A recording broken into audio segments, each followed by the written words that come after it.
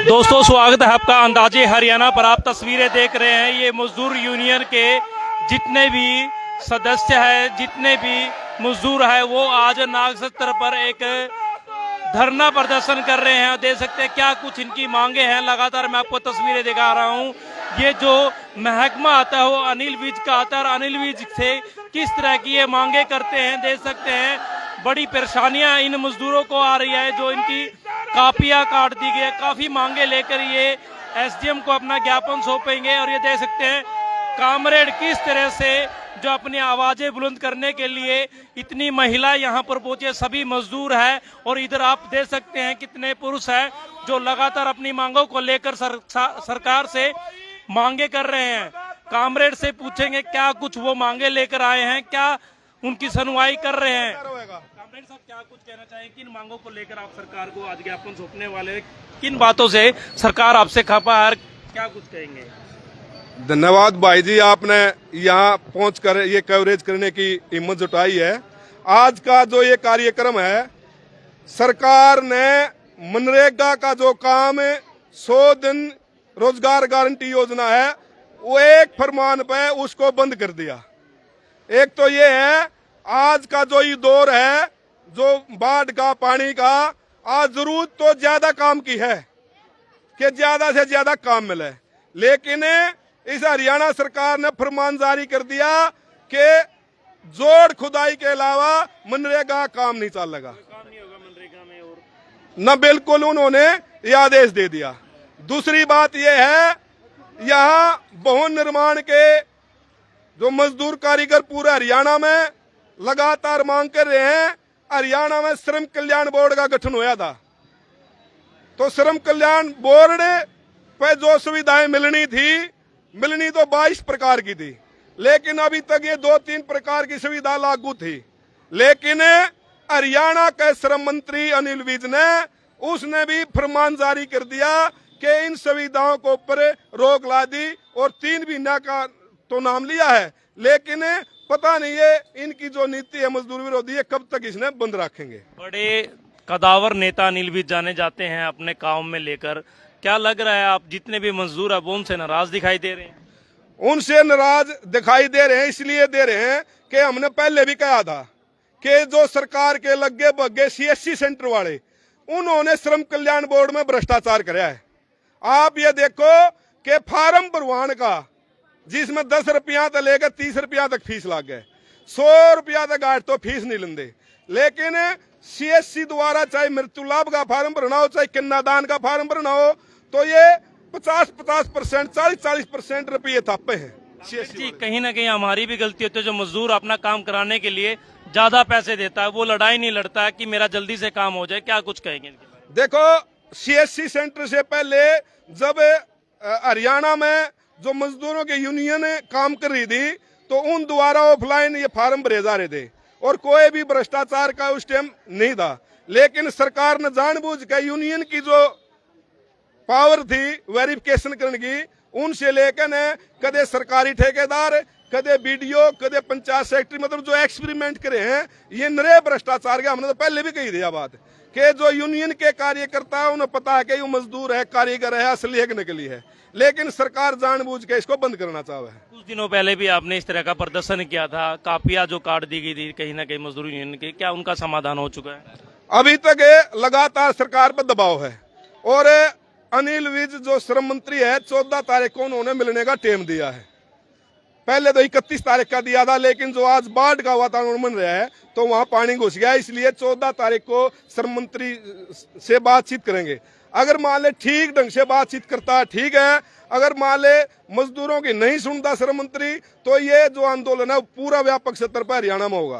किन मांगों को लेकर अब आप एसडीएम साहब को ज्ञापन देखने हो? अभी ये 2 है फौरी तौर पर मुद्दे कि यहाँ क्षेत्र में मनरेगा को लागू किया जाए, और जो गांव में रहने वाले चाहे मजदूर है चाहे किसान है, इसको खेती से भी जोड़ा जाए कि सबको मनरेगा मिले।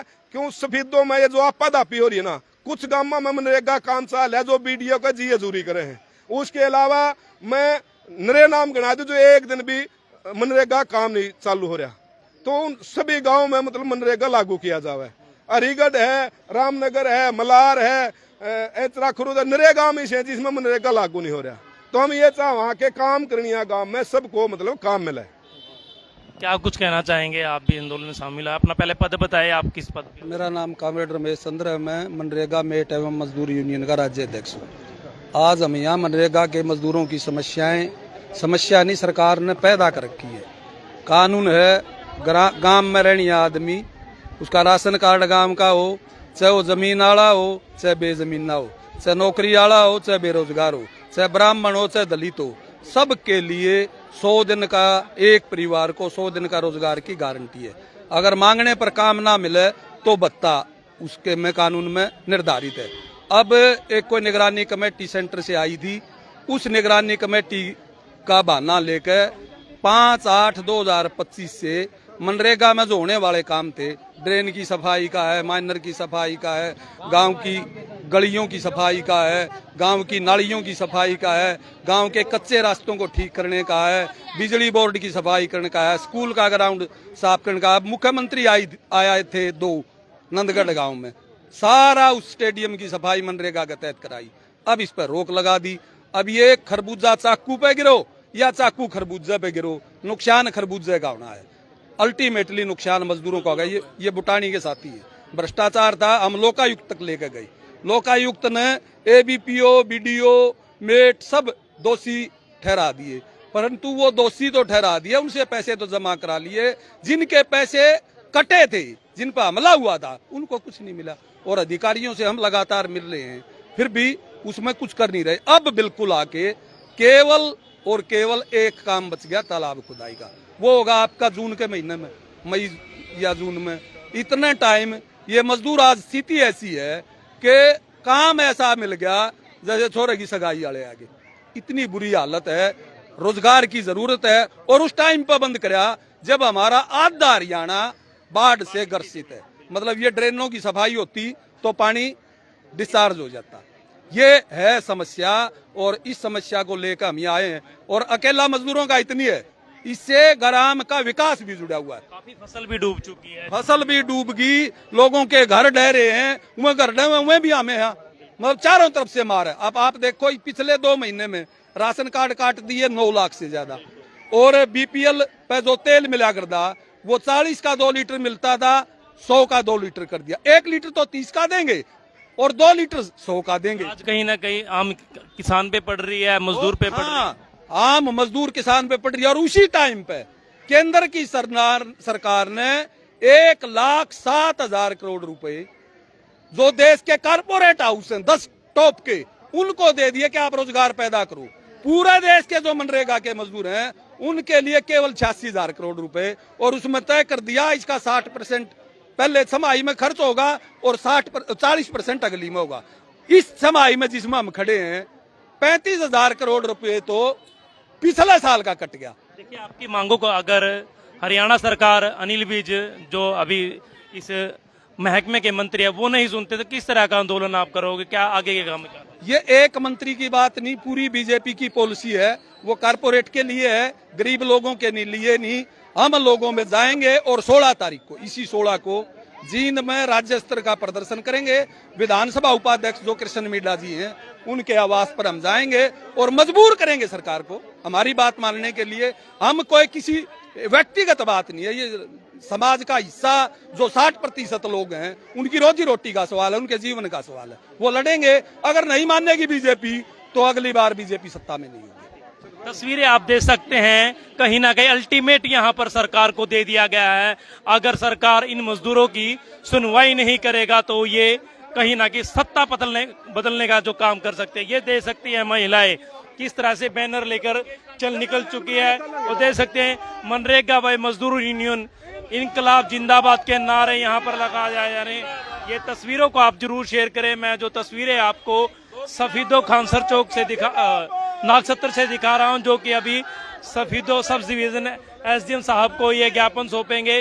देख सकते हैं किस तरह से जो महिला हैं वो ये बैनर लेकर, मजदूर हैं वो निकल चुके हैं और कामरेड यहाँ पर आवाज लगाते हुए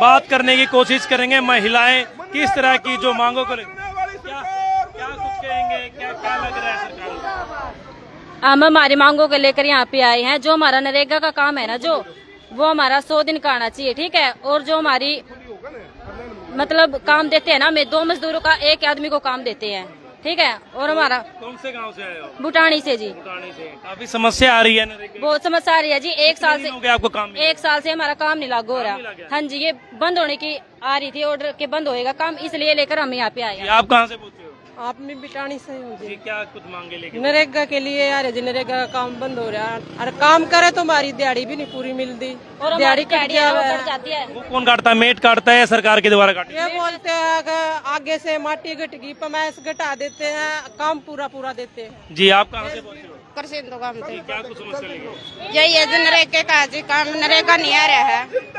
तस्वीरें आप जरूर शेयर करते रहें। देख सकते हैं बड़ी परेशानी यहाँ मजदूरों को आ रही है। बताया जा रहा है इनकी जो दिहाड़ी है वो भी इनको पूरी नहीं मिलती। मजदूर एकता जिंदाबाद के नारे यहाँ पर लगाए जा रहे हैं। आप इन तस्वीरों को जरूर शेयर करें। ये देख सकते हैं सैकड़ों की तादाद में जो महिला है अपनी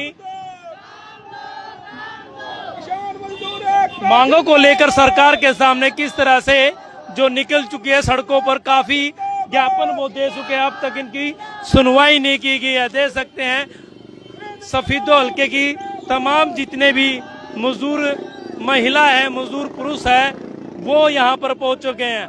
आप इन तस्वीरों को जरूर शेयर करें। मैं लगातार आपको तस्वीरें नागसत्तर से दिखा रहा हूं, जो कि अभी ये सफीदो एसडीएम दफ्तर में अपना ज्ञापन सौंपेंगे और सरकार से अपनी जो मांगे हैं वो मनवाने का काम करेंगे।